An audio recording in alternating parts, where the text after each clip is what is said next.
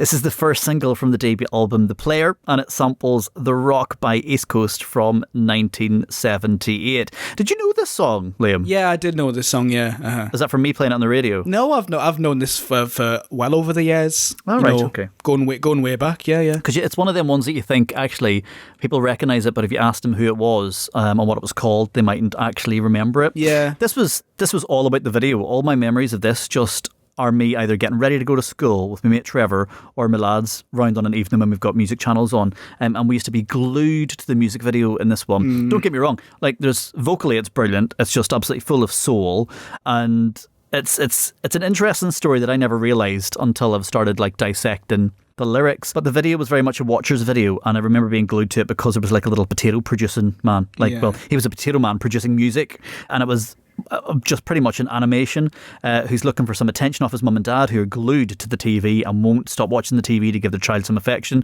They're watching some skeleton dancing in a Mexican hat. And he then goes back to his room. He finds a mouse in one of them little holes in the skirting board who's also producing tracks. They team up and just try to head off for success. It doesn't really pan out like that. After some debates with the producers and things like that, some aliens spot the song, come to Earth, and then they take the mouse and leave like the Mr. Potato by himself.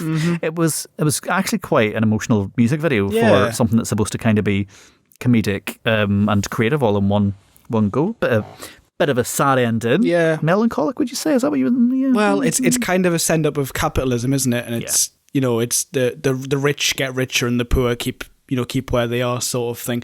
I knew the video. I knew what the aesthetic of the video looked like, so I could picture those potato things. Yeah. Before I did the prep, and actually before I even got to do the prep, I was watching TV on New Year's Eve, as we discussed before, or New Year's Day, I guess rather, and it came on, and I thought, oh well, I'll do the prep for it now. After I'd fired 4 cans. So I'm sat there watching it, and I've written down. Well, I can read you what I wrote on the night if you want. Yeah. So these were my thoughts at 3 a.m. while drunk on New Year's Day. Came on telly, the video looked like the potatoes from the Walker sponsor bits before SMTV, because there was these big potato things in like big men in potato costumes running around, and that was like how SMTV Live was sponsored, sort of thing. Wow. And the second note is also they have bumhole eyes. Yes. The potatoes do have bumhole eyes. Yeah. There was that thing. I've come back to this and I've reviewed the song properly, and I've watched it while sober, like completely sober. The ultimate profesh. Yeah. Good. And the first note is, yep, bumhole eyes. This creeps me the fuck out.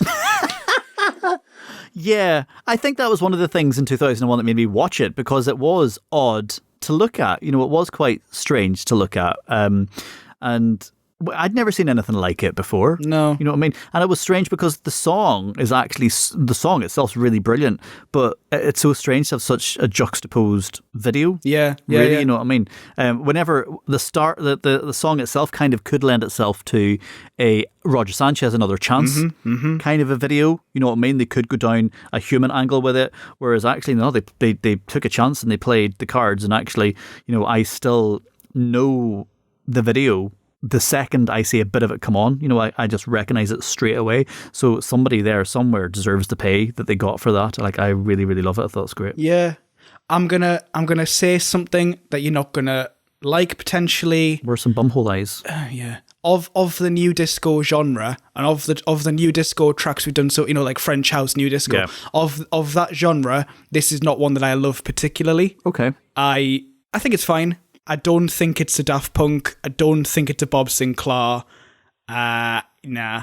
It's good, but I'm at the point now where I've heard it so much over the years that I don't really keep it on. Oh, are you a skipper on that one? Yeah, I'm a skipper, and the video is too much. Like, it's very well done. I like it's a different kind of animation style. It's scrungy and it's gross, and it's like not what you expect. I mean, certainly when you say there about not what you expect for a video, think about like Bob Sinclair, I Feel For You, which is all glitzy and glamorous, and that's what you want like a French house track to be. Yeah. And this is very much not that. But no, there's just something about this that doesn't click, and I have never really loved it. Sorry. Yeah, I get your point. I do love it. I have experiences to it though, and actually I think that there is something pumping about it. I do think, and I remember thinking at the time that the BPM was wrong. I wanted it to be slightly faster, just a little bit faster. But I love the vocal. I love the lyrics and stuff in it about just pretty much somebody wanting to be a city slicker, wanting to be a superstar, and obviously that's very relatable because I'm a superstar. But I think it's quite relatable now in reflection because I've moved away to a different place and have a different life because I've done that, and that was never my intention. You know, like some people left because they're like, Limavady shit. You know, whenever people like, you just hate the place you come from and you don't realise how good it is at the time. You know what I mean? Like where I come from is brilliant. I would be doing something very different if I lived there, but I'm in a completely different place now and I love where I live. But I think it's actually oddly relatable, not about the superstar bit, but the move into a different place and having aspirations and looking for making the best life that you can wherever you are. Yeah. So Sunderland's glitzy in its own way. I love Sunderland. I really do love Sunderland. And I love the fact that it isn't like there is, compared to where I come from, it is full of glitz and glamour. So like I look out, I can stand on my deck and at the back right and I can see bridges, I can see like vintage windmills, I can see the football stadium, I can see blocks of flats across the town, and there's so much vibrance to it, and I love the fact it's not full of tourists. I can then get to Newcastle where I can go and just see tourists and posh students all of the time, and then somebody off their face on that drug that makes you fall over. What's that called again? Spice. You know what I mean? So you get it all in Newcastle, but it's beautiful. But it is very much, you know, some Geordie hipsters, some Geordie chavs, a lot of tourists, a lot of students. You know, you get a complete different experience there. And I want to go on a stag do, I want to go to Newcastle. If I want to go out for a pint with mates, I want to go to Sunderland. I've got Durham and stuff too, but I love the fact that I'm right on a beach and it is very different. But it's like it's a taste of glitz and glamour compared to where I come from. But it isn't London. It's not New York. It's not LA. You know what I mean? Not many places in the northeast of England are, but it's such a nice change to what I grew up to. You know what I mean?